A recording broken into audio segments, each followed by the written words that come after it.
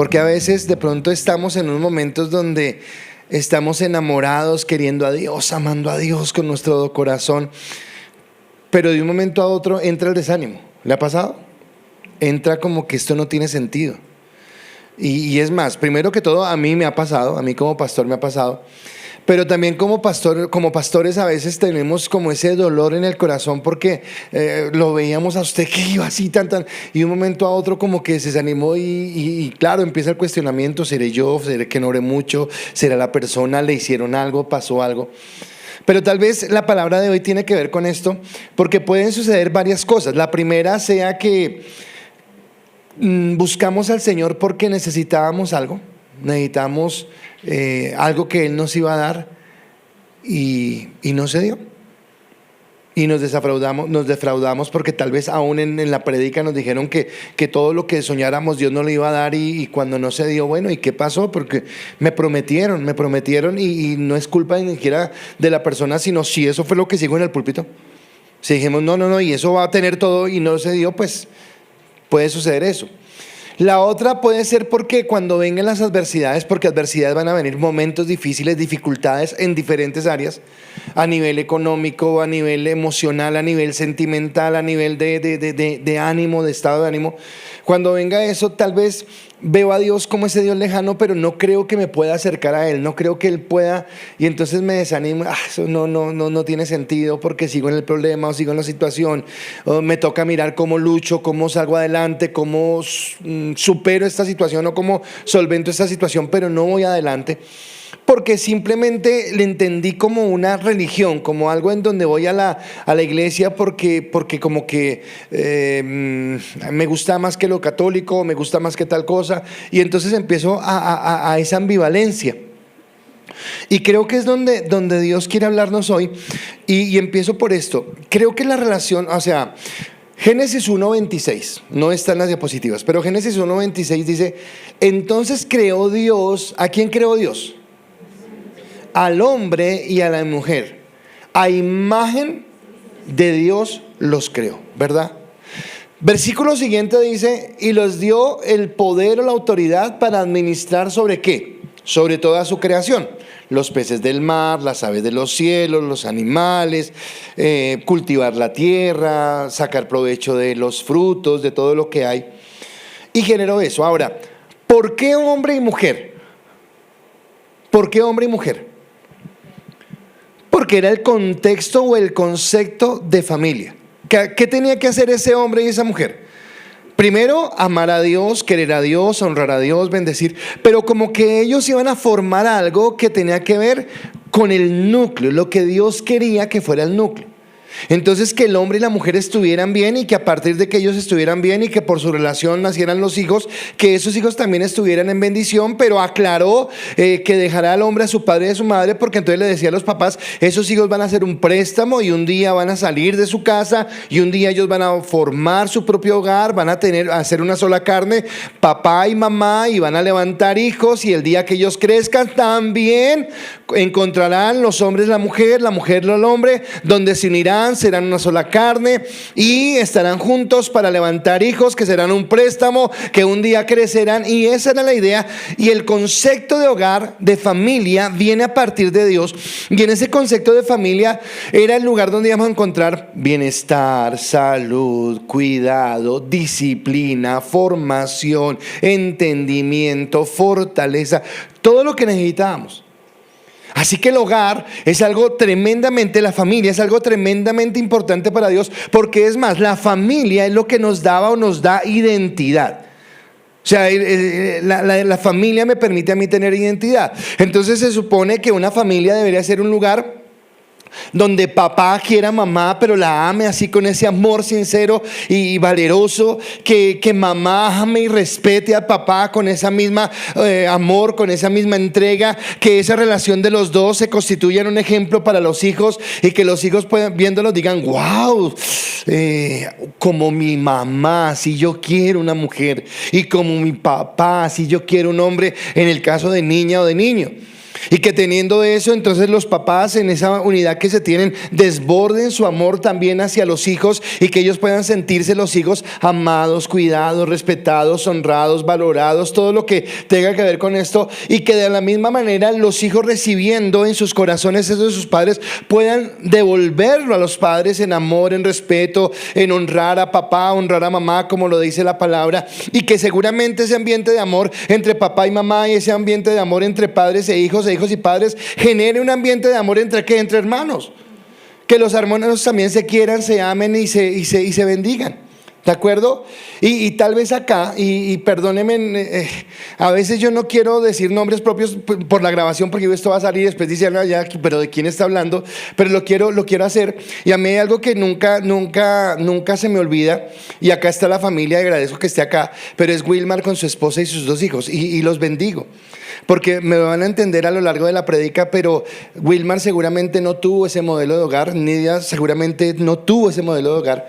Pero un día dictándole una clase a Andrei, me quebranté y le dije a Andrei que él debería valorar lo que significaba tener el hogar que tiene él y lo que Dios estaba haciendo. Ahora, ¿por qué digo esto? Porque tal vez ese hogar perfecto del que habla la Biblia es el que todos quisiéramos, pero desafortunadamente muchos no lo tuvimos.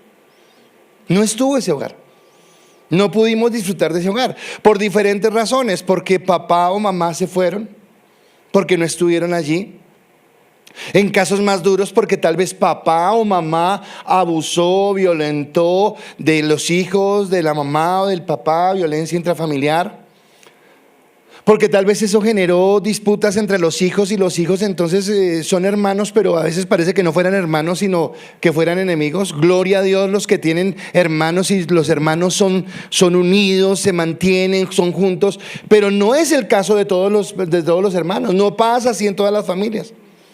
Y la Biblia es un ejemplo, porque Dios bendijo ese hogar. ¿Qué dice al final de Génesis 2? Dice, y los bendijo Dios y les dijo que se unieran, que dejaran a padre y madre, y los bendijo, y andaban ambos desnudos y no se avergonzaban. Así termina el capítulo 2. Pero en el capítulo 3 yo ya que veo a un hombre echándole la culpa a Dios por haberle dado a una mujer, como si supuestamente estuviera mejor sin Eva allí. A mí ya ni me saca la chispa a veces, quiero comentarles. Yo jamás, solo ella. Pero yo no hallo cómo sería mi vida sin ella. Y seguramente yo muy de vez en cuando le sacaré la chispa, pero casi perfecto no creo. Pero también sé que ella no hallaría ese sentido. Pero en el capítulo 2 ya encontramos una pelea, una contienda. A Eva echándole la culpa a la serpiente porque falló, fue porque no fue ella, fue una otra persona. Y más adelante llegamos al capítulo 4 de Génesis, y es más doloroso, porque encontramos a 2 hermanos peleando y uno asesinando al otro. O sea, tremendo. O sea, que ese diseño que tenía la familia, que era lo correcto, que iba a dar identidad, hizo que no hubiera identidad. Y a veces nos preguntamos, bueno, ¿y por qué el mundo en que vivimos? Porque esta sociedad tan complicada, tan llena de violencia, con tanta rebeldía, con tantas cosas que a veces no entendemos, y es porque esa esencia de la sociedad que Dios constituyó se deshizo totalmente, se rompió totalmente. Los adultos, los que ya en este momento son papás y mamás, seguramente tendrían que mirarse cómo fue su época de su niñez, de su infancia, cómo fue su hogar, qué tuvieron o qué no tuvieron, y qué estamos dando. Y entonces las inseguridades, los miedos, y hablaba yo esta mañana, no que uno quede traumatizado, o sea, no que uno sea así como bobito, y no, uno trabaja y saca adelante su vida y lucha para lograrlo, pero si usted determina que en su vida hay cosas que son falencia. Y entonces la pregunta que le hacía es porque si usted, su papá o su mamá o todo el mundo lo abandonó, y usted tenía un problema y nadie le ayudó, y usted decía, ¿y ahora cómo salgo de este problema? Y le decían, mijito, cada uno defiéndase como pueda. Pues tal vez usted piensa que con Dios es lo mismo, pues defiéndase. ¿Por qué?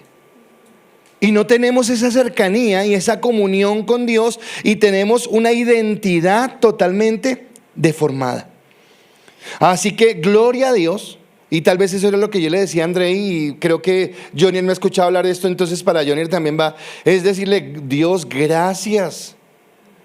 Gracias porque tenemos un hogar que es de bendición. Pero no todos pudieron decir lo mismo. No todos pudieron decirle gracias Dios, y no porque Dios sea bueno o sea malo, sino porque el mismo pecado del hombre hizo que nos dañáramos en esas relaciones. Ahora, esto es tan así que desde el principio, ya lo dije, desde el capítulo 3 de Génesis, pero hasta el día de hoy, y hoy día, o sea, totalmente desbordado, el plan del enemigo ha sido destruir el hogar.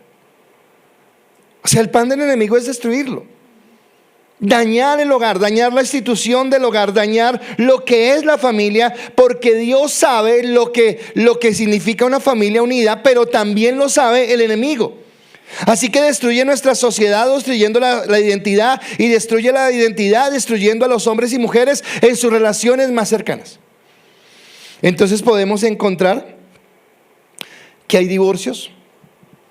Podemos encontrar que además de haber divorcios, hay ahora legalmente, según el mundo, que quiere tomarse el atributo de definir lo que es familia, y entonces decir: ok, entonces 2 hombres pueden ser pareja y pueden ser familia, 2 mujeres pueden ser familia, pueden ser pareja, y es más, no conformes con estos, entonces esos 2 hombres o esas 2 mujeres pueden adoptar niños y tener niños dentro de esa relación, porque es normal, según el mundo de hoy es normal.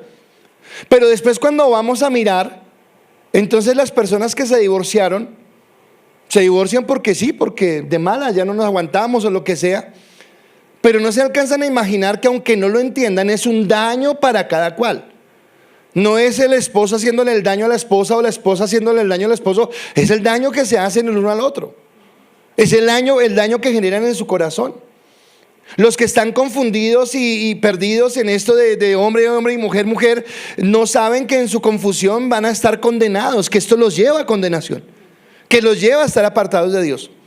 Esto sin contar, sea un divorcio, sea lo que sea, el daño que se le genera al hijo, a la hija, a los que vienen después, y cómo van a levantar futuras familias por todo lo que está sucediendo en lo que está viviendo. Así que ese divorcio, esos matrimonios, esas separaciones, esas ausencias y esos vacíos en los corazones de hijos y de hijas, que muchos de los que estamos acá somos víctimas o fuimos víctimas hasta que Cristo vino a nuestra vida, es lo que genera en la sociedad que tenemos. O sea, la sociedad que tenemos es eso.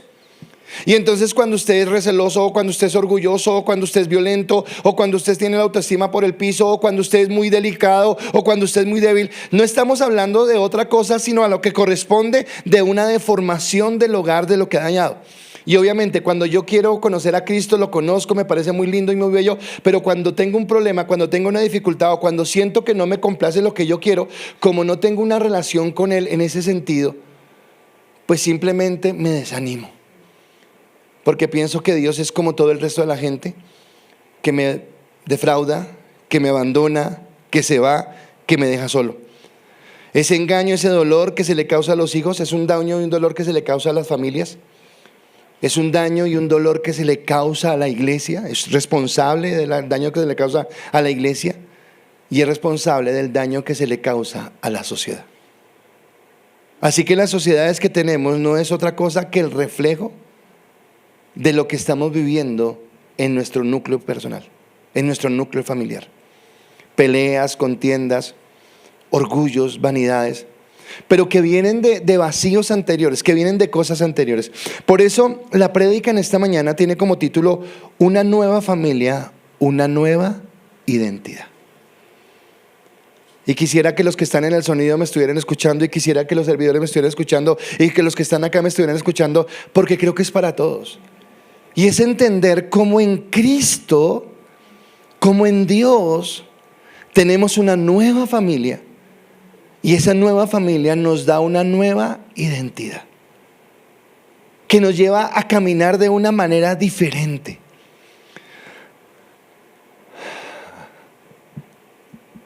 El ideal de Dios, y déjeme colocarlo como ejemplo para que me entienda, voy a colocar a Johnny, a André, y voy a colocar a Dante y a Giuseppe. No sé, no creo que algún día hayan estado preocupados diciendo, bueno, ¿y será que el próximo año sí habrá para pagar la matrícula del colegio? Oiga, ¿será que el otro año sí tienen para darme de comer? Me tiene preocupado eso. No creo que estén en esa actitud. Pero pregunto, ¿por qué no hay esa preocupación? Porque confían ¿en quién? En los papás. Pero ¿cuántos desde jóvenes sí tuvieron que preocuparse por ir a conseguirse el alimento, por ir a conseguirse lo necesario porque no había un papá, no había una mamá y mire a ver y salga? ¿Cuántos escuchamos lo que escuchaba? Le doy hasta bachillerato, le doy y ahí usted verá cómo hace. Si acabó porque no hay quien más.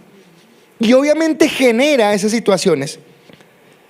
Y aquí es donde el enemigo ha utilizado esas falencias en nuestro hogar y ha utilizado ese ambiente en el que andamos, donde papás o mamás o hermanos fallaron, para dañar esa identidad, pero donde Dios quiere restaurar. Y acá digo antes, como anticipándome al final, ¿donde es usted el que permite que Dios restaure? ¿O es usted el que sigue en el dolor y en la angustia y viviendo la historia de todo el mundo? Yo el día que me casé, una cosa que oré, vengo de un papá que no fue capaz de sostener un hogar. Lo quiero, lo respeto, lo perdoné, pero no fue capaz de tener un hogar. Y yo oré y le dije a Dios, no sé qué tan fácil va a ser el hogar. No sé qué tan viable va a ser mi relación con Yanni, pero Dios, me caso para toda la vida. Y yo corto toda maldición de divorcio que haya. Porque es que hoy en día el divorcio es normal. Es normal, o sea, es incompatibilidad de caracteres lo llaman. Entonces, si no se entendió, oiga, no, espere, es que un hogar, una familia, no es como alquilar un apartamento en arriendo, o como comprar un carro que me gustó y si no me gustó lo vendo. No. Cuando nos casan, ¿qué nos dicen? Para toda la vida. No para cuando estén bien, para cuando las cosas vayan, no, para toda la vida. Pero por esas ausencias tenemos estas situaciones. El domingo pasado yo hablaba acerca de Cristo. Déjeme hacer un pequeño paréntesis. Y en ese hablar de Cristo, yo hablaba de Cristo como en los atributos el Dios eterno. O sea, Jesucristo es el mismo Dios, santo, eterno, poderoso, omnisciente, omnipotente, poderoso, que abarca todo el universo, que abarca todo el tiempo, que está en todo, porque es Dios soberano, santo y eterno. Pero decía que ese Dios soberano se humilló al hecho de hacerse hombre. Y entonces yo terminaba con este versículo porque decía, bueno, ¿y él por qué hizo eso? Y en 2 de Corintios capítulo 5 versículo 19 dice la palabra: Dios estaba en Cristo reconciliando al mundo consigo mismo, no tomando más en cuenta el pecado de la gente, y nos dio a nosotros este maravilloso mensaje de reconciliación. ¿Qué está diciendo? Que lo que Cristo vino fue a reconciliarnos a nosotros con Dios y a reconciliar nuestras relaciones. Volveré el corazón de los padres a los hijos y de los hijos a los padres. Y si pudiera mentar, de la esposa al esposo y del esposo a la esposa, del hermano a la hermana, de la hermana al hermano, restituiré, conciliaré. Porque el mensaje de salvación es un mensaje de conciliación, es un mensaje de restauración, es un mensaje de volver en esa bendición. Y de esa reconciliación es la que nos sigue hablando Hebreos. Y hoy quiero solamente referirme a 2 versículos, pero en ellos, 3 versículos, en ellos espero que Dios nos hable. Hebreos capítulo 2, versículo 11 al 13 dice: porque el que santifica y los que son santificados de uno son todos, por lo cual no se avergüenza de llamarlos hermanos, diciendo: anunciaré a mis hermanos tu nombre, en medio de la congregación te alabaré. Y otra vez, yo confiaré en él. Y de nuevo, he aquí, yo y los hijos que Dios me dio.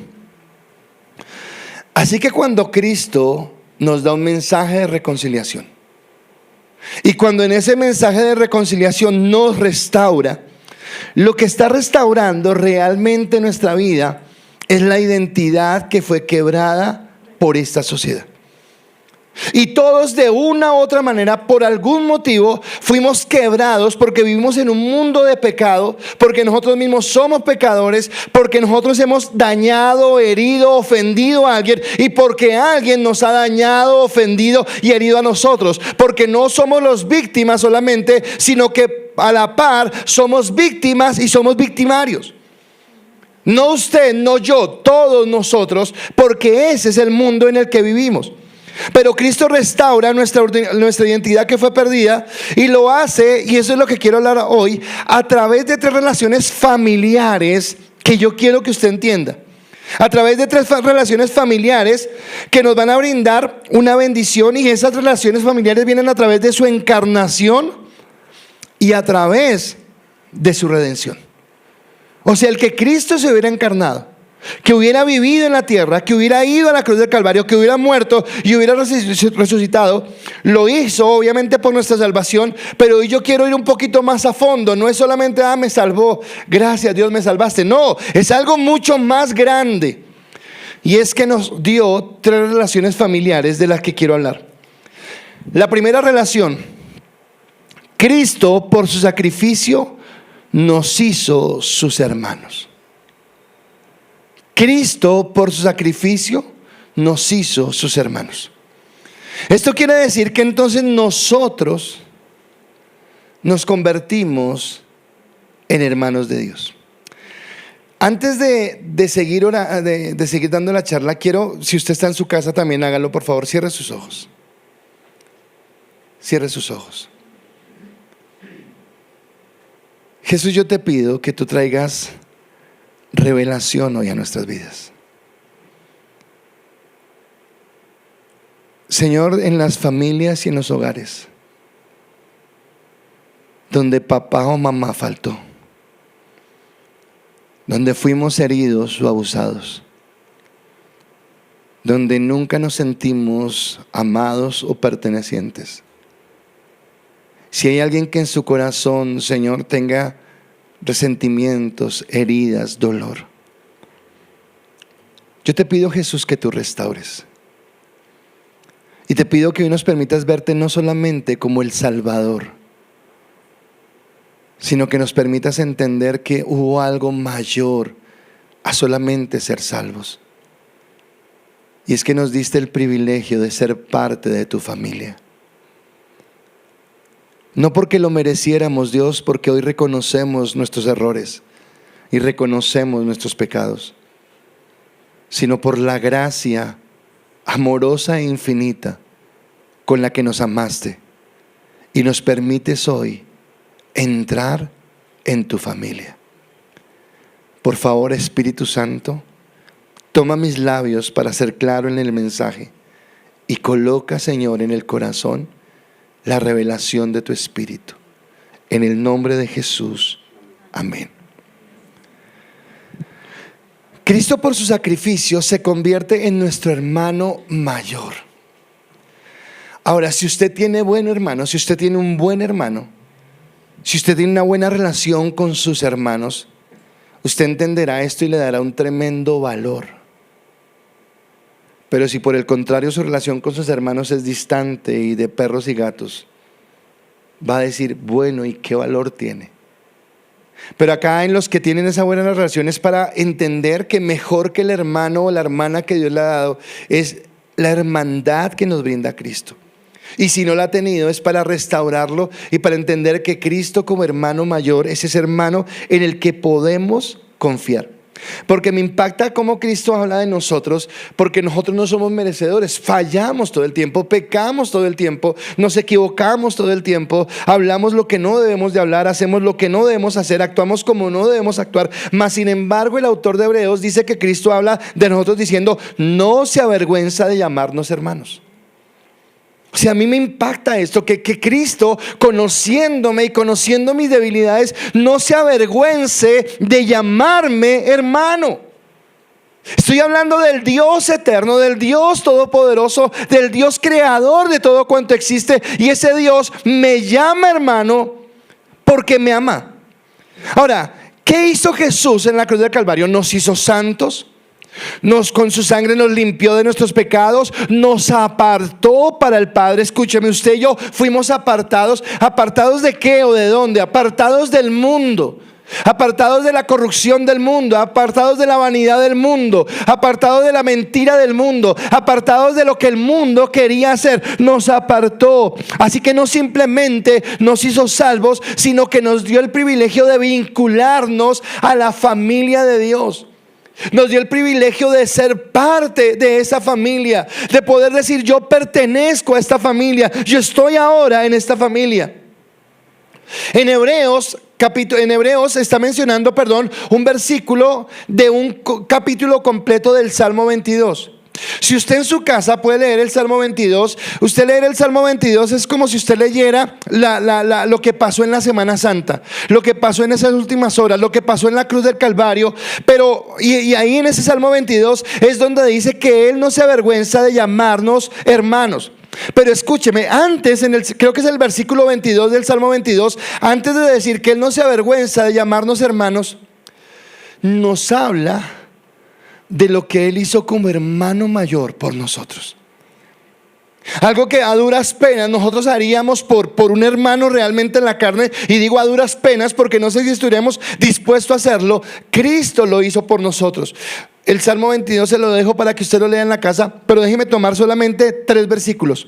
Salmo 22 del versículo 6 al 8 dice, hablando de Cristo: mas yo soy gusano y no hombre, oprobio de los hombres y despreciado del pueblo.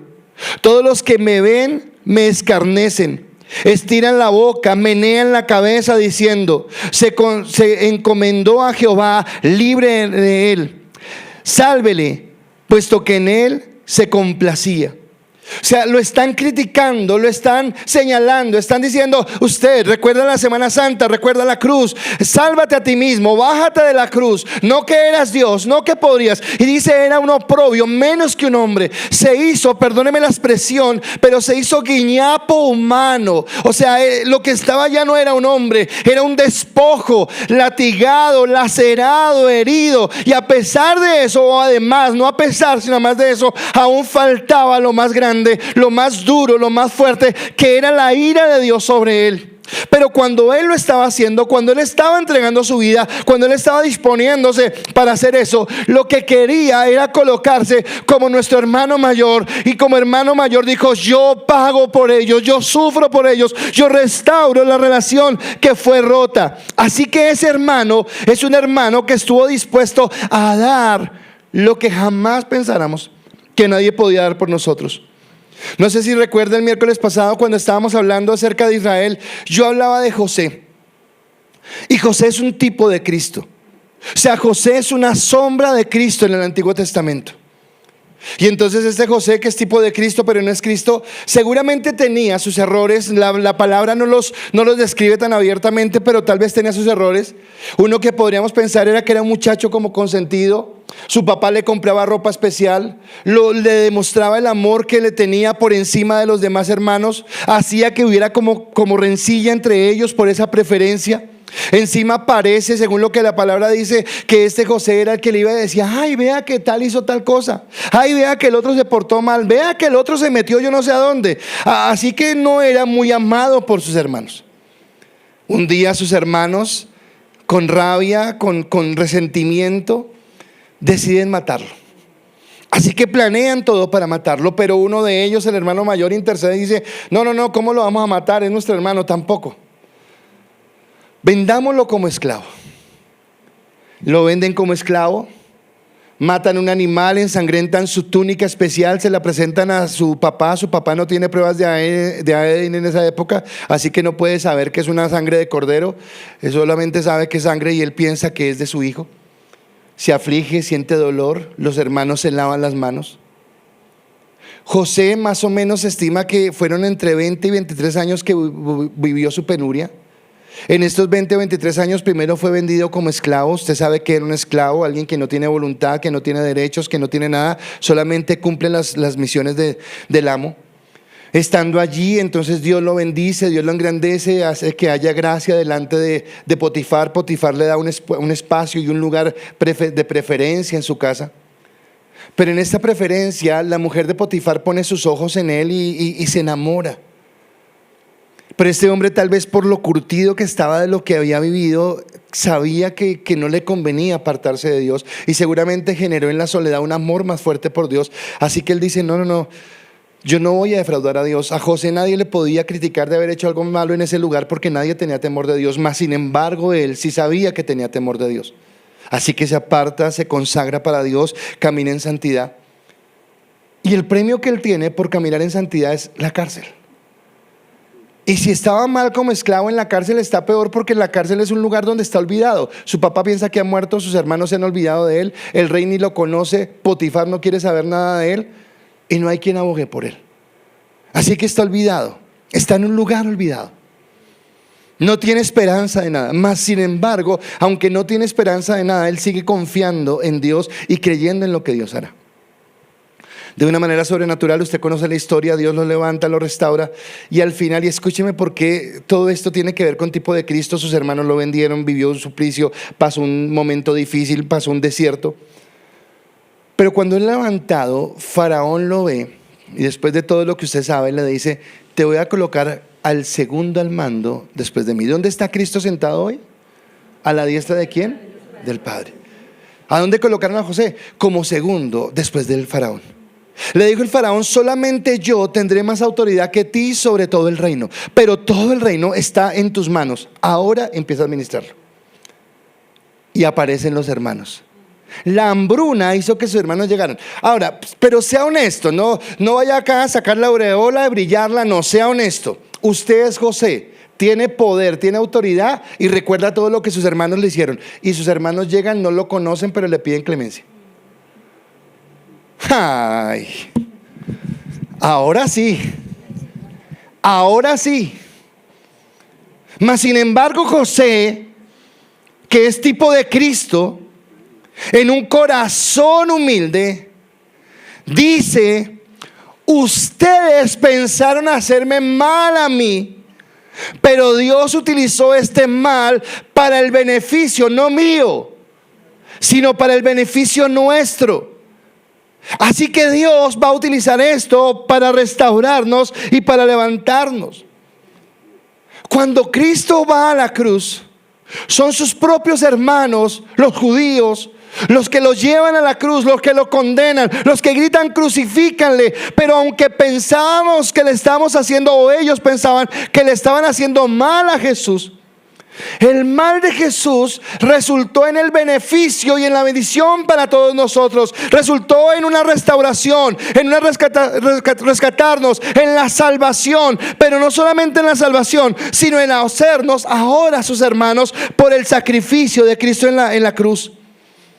Él lo hizo por amor a nosotros.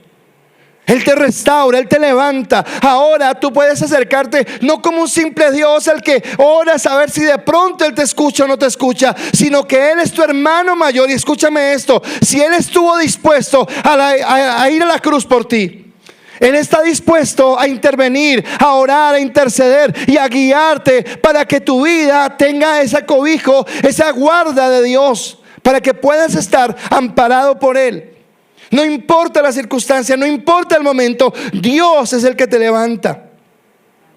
Ahora, yo hablaba hace 8 días acerca que la palabra decía que Él tenía que haber sido perfeccionado, y cuando yo leía ser perfeccionado, como que me rascaba la cabeza y decía: ¿perfeccionado?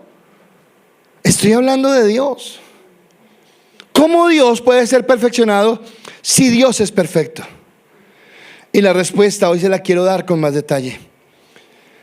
Cristo, como Dios, es perfecto. Jesús, como hombre, tenía que ser perfeccionado.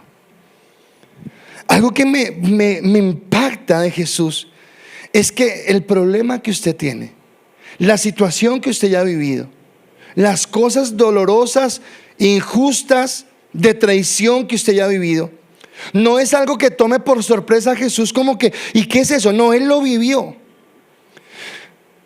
Déjeme solamente colocarle un ejemplo. Hoy en día, que una chica quede embarazada antes del matrimonio, sí, genera cierto escándalo y cierto que lo que sea, pero es algo más normal. Vaya hace 2000 años, y en el pueblo judío, y bajo la ley. Y dígame qué significaba que una mujer quedara embarazada antes del matrimonio. Eso era apedrearla y matarla. José y María tienen palabra de matrimonio, pero aún no se han casado. ¿Por qué no se han casado aún? Porque era necesario que Jesús naciera de una virgen, y para que fuera virgen no tendría que haber consumado el matrimonio. Así que queda embarazada. ¿Y qué lío? Porque no se han casado. ¿Qué lío aún más para José? Que no ha estado con ella. O sea, son situaciones fuertes. Mas sin embargo, José, guiado por el Señor, que le mostró que realmente era de Dios, entonces dice que no la quería dañar, y entonces pretendió llevarla a cierto lugar, pero el ángel le dice: no, guarda, recibe al niño como si fuera tuyo. Pero algo que tenemos los seres humanos en Colombia, en Israel y en todos lados es la crítica. Entonces seguramente había cuchicheos cuando José y María pasaban. Está embarazada y no se han casado, están en pecado. Y no solamente José, no solamente María, sino Jesús en ese vientre. Desde ese mismo instante empezaron a recibir críticas, señalamientos, juicios, abusos, violencia. Así que no crea que Cristo no sabe lo que usted y yo pasamos. Él lo sabe. La única diferencia entre Cristo y nosotros es que en cada situación adversa Él no pecó. Nosotros muchas veces pecamos. Nosotros muchas veces nos violentamos, nos enojamos, nos ponemos bravos. Y en esa parte de la prueba de la perfección, y cuando Dios me lo regaló, me llamé a Nancy y le dije: venga Nancy, venga, le explico algo. Es que es en serio que yo quisiera que usted la entendiera. Jesús está en el Getsemaní. Jesús es Dios, pero Jesús dejó su atributo como Dios a un lado y solamente fue hombre. Y en Lucas, capítulo 22, versículo 42 al 43, cuando Él está orando en el Getsemaní, angustiado porque Él sabe lo que le esperaba. Recuerda lo que decía el Salmo 22: lo iban a hacer un guiñapo humano, lo iban a torturar hasta el máximo, iba a recibir toda la ira de Dios. Allí en el Getsemaní Jesús dice esto, diciendo: Padre, si quieres, pasa de mí esta copa, pero no se haga mi voluntad sino la tuya. Y se le apareció un ángel del cielo para fortalecerle. Ahora, escúcheme, yo quiero preguntarle algo. ¿Qué pasa si Jesús dice no? ¿Qué pasa si en ese momento Él dice: no, esto es muy bravo? O sea, sé lo que me va a pasar, sé el dolor que me viene, sé la angustia que voy a vivir. Esta mañana escuchaba una predicación, wow, y decía lo siguiente, decía: si nosotros predicamos las buenas noticias, el problema es que nunca predicamos las malas noticias para que se entiendan bien las buenas. Y lo que él decía es, claro, usted le dice: ni Cristo lo salvó, y usted, bueno, chévere. Pero ¿sabe por qué chévere? Porque es que usted no entiende la magnitud del pecado y lo que cuesta el pecado. Y lo que cuesta el pecado es una condenación eterna. Lo que cuesta el pecado es eternamente separado de Dios, viviendo las consecuencias de mi pecado, de mi maldad y de mi dolor. Y lo que Cristo fue a hacer a la cruz del Calvario fue colocarse en mi lugar para evitarme a mí ese dolor y para incrustarme en la familia. Así que cuando Jesús está orando, Él dice: ok, Dios, tengo miedo. Es más, Él no merece ir a la cruz porque Él no pecó. Por eso es el Cordero perfecto, por eso es el Cordero inmolado. Él no falló, mas sin embargo lo hizo por usted y lo hizo por mí. Ahora, ¿qué pasa si Él dice no? Y yo pensaba esto, yo decía: como Dios no pasa nada. Él es Dios y Él es soberano. Ahora, hay algo: Dios es inmutable.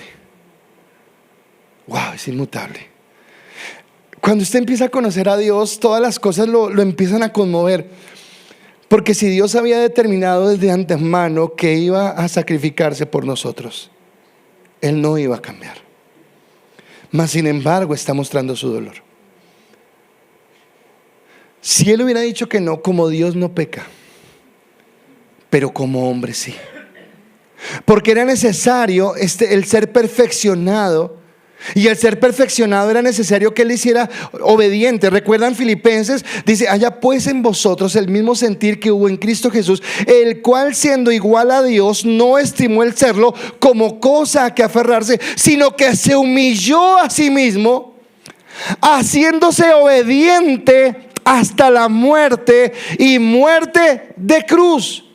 Así que si usted quiere conocer a alguien 100% obediente, mire a la cruz del Calvario y encontrará la respuesta que busca. Y esa es la mejor señal, el mejor ejemplo, la mejor enseñanza de lo que significa obediencia.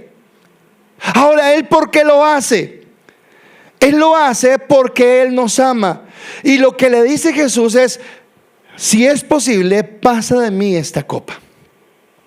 No ahondé en este tema porque hablar de la copa de ira me daría para hablar de lo que está pasando en Israel ahorita y de lo que va a pasar en el tiempo y muchas cosas más, así que no me da el tiempo. Pero déjeme decirle algo: lo que era la copa de la ira de Dios. Y de la ira de Dios por su pecado, por mi pecado, por el pecado de la humanidad, por habernos apartado, por caminar en una vida de arrogancia, de orgullo, de testarudez, de vanidad, donde nuestro orgullo no nos permite restaurar, reconciliar, fortalecer. Por nuestra causa jamás hubiéramos podido reconciliar nuestra relación con Dios, pero Cristo bebe en la cruz del Calvario la copa de la ira. Si a usted le parece duro los clavos, si le parece dura la lanza, si le parece dura la corona de espinas, si le parece duro el manto atrás y la espalda totalmente surcada por los latigazos, eso fue el menor de los dolores. Porque el mayor dolor fue recibir sobre Él mismo la ira de Dios.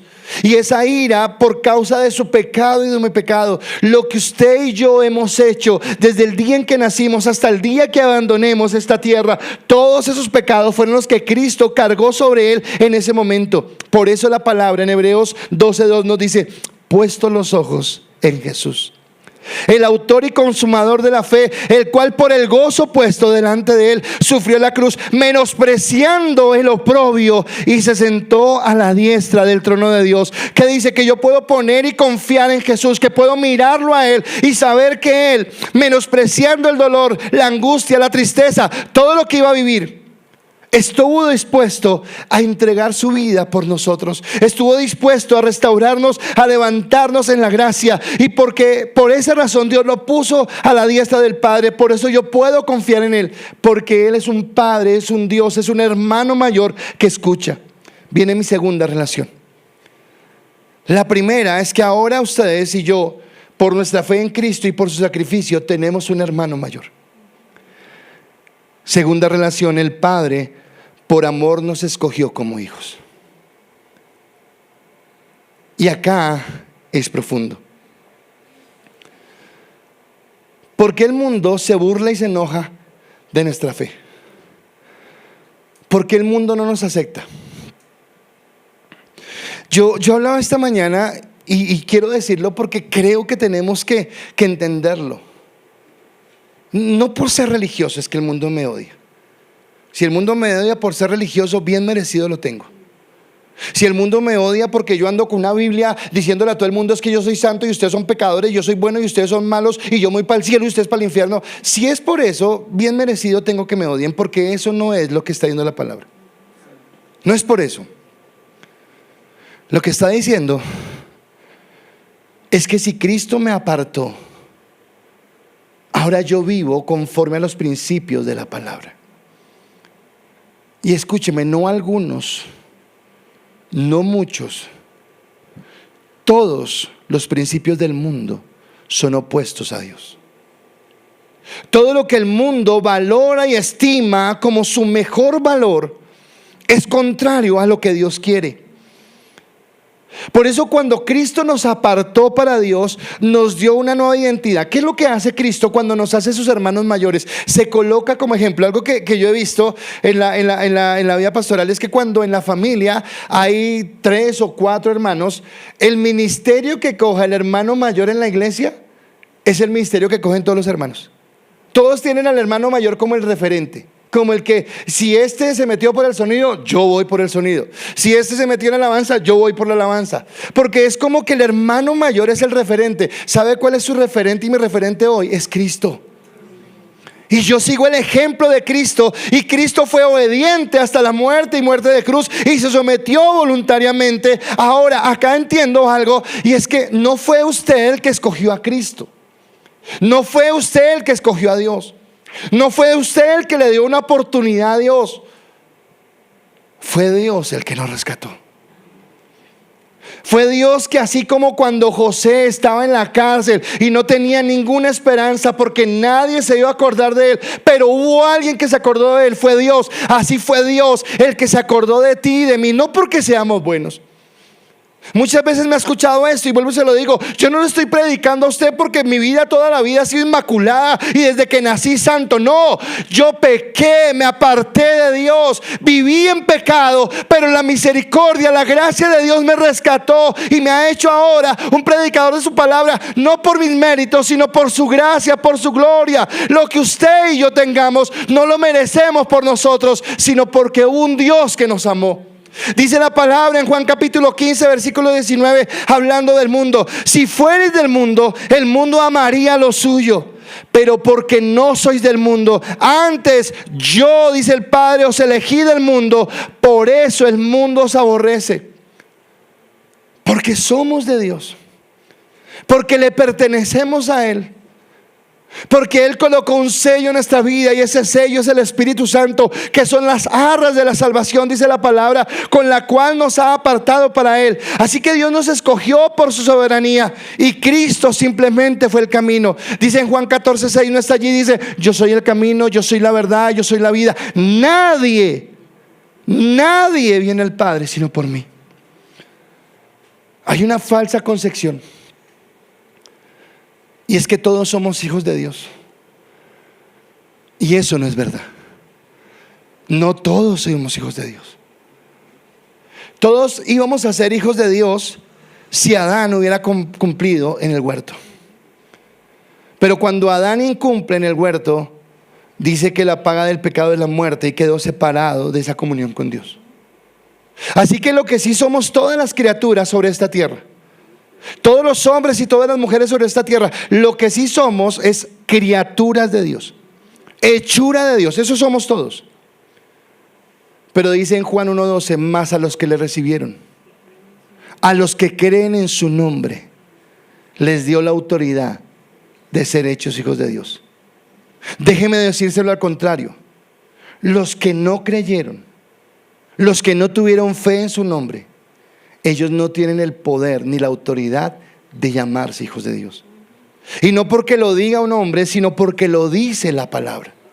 Así que fue Él el que me eligió. Y dice en Juan 6:37: todo lo que el Padre me da, está hablando Jesús, vendrá a mí, y al que me viene no lo echo fuera.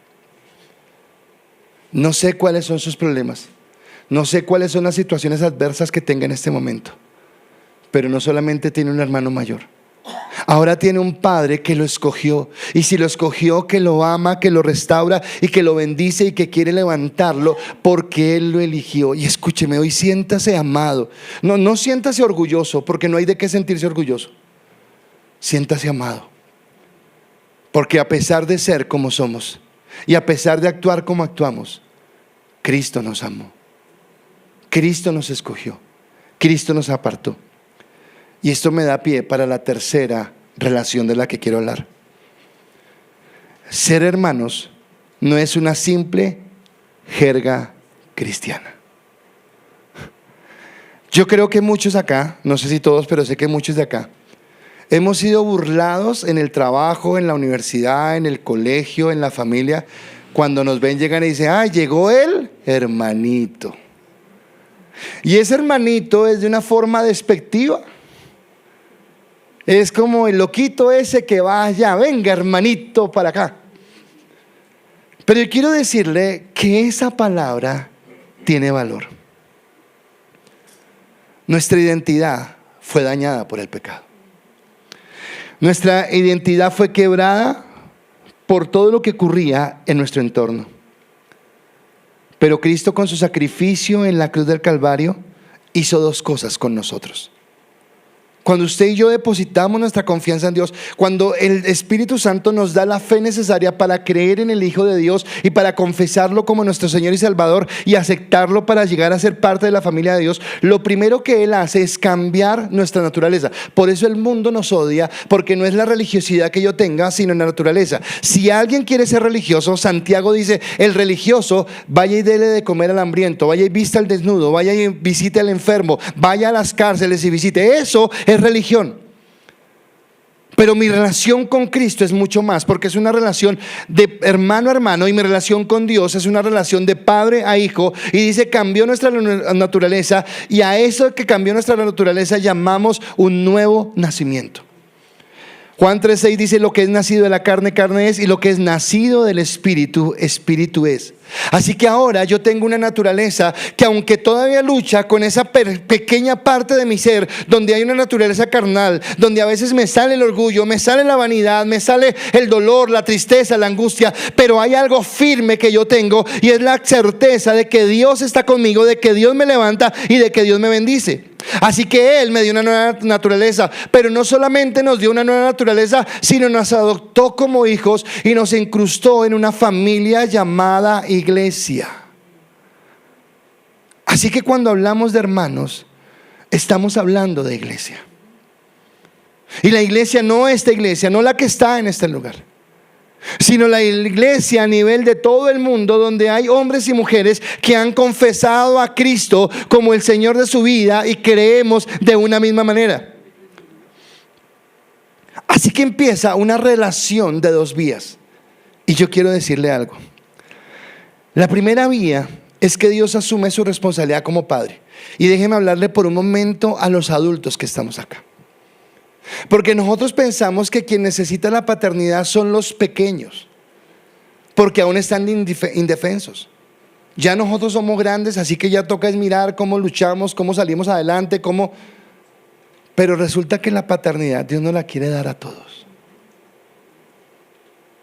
Y cuando tú estás angustiado porque las cosas no van en tus negocios bien, cuando tú estás angustiado porque tu hogar se está desboronando, cuando tú estás angustiado porque tal vez fuiste al médico y el dictamen que te dio el médico no fue el mejor, cuando tú estás angustiado porque las cosas no salen como debieran salir, cuando tú estás angustiado porque en tu corazón entra un desánimo que tú no entiendes por qué ni a qué horas, es cuando el Señor viene y te levanta. Y es cuando no deberías olvidarte que es Dios el que te ha levantado y te ha fortalecido. Así que tienes un padre, escúchame hoy, y esto es lo que cambia. ¿Por qué te desanimas? Porque tú pensaste que era ser simplemente religioso, que era venir el domingo a la iglesia, que era hacer una oración, que era de pronto dar un diezmo, y ya entonces las cosas por una obra mágica se iban a dar. Pero olvidaste algo importante, y es que hay una relación. Hay una relación con tu hermano mayor, que es Cristo, y hay una relación con tu Padre, que es Dios. Y cuando tú estás en momentos de angustia, Jesús, que dijo, en el mundo tendréis aflicción. Así que Él no nos dijo, y ya no hay más problemas. No, van a haber problemas, van a haber momentos difíciles. Hay momentos donde las cosas se van a poner fuertes y no vamos a tener cómo salir de ellas. Pero ahí es donde yo puedo mirar al cielo y decirle, Dios, en ti confío. Porque Él asume esa responsabilidad como padre. Pero si Él asume la responsabilidad como padre, lo mínimo que me pide a mí es que yo asuma mi responsabilidad como hijo. Es que yo me sienta hoy agradecido por tener un padre. Y escúchame, donde papá falló, donde mamá falló, donde creaste en tu consciente y en tu inconsciente que te tocaba a ti solo y que si no tienes a alguien a tu lado no vas a ser feliz, es donde Jesús viene abraza como hermano y te lleva al Padre que te bendice, al Padre que te levanta. Dice: y si hijos, también herederos, herederos de Dios y coherederos con Cristo, si es que padecemos juntamente con Él, para que juntamente con Él seamos glorificados.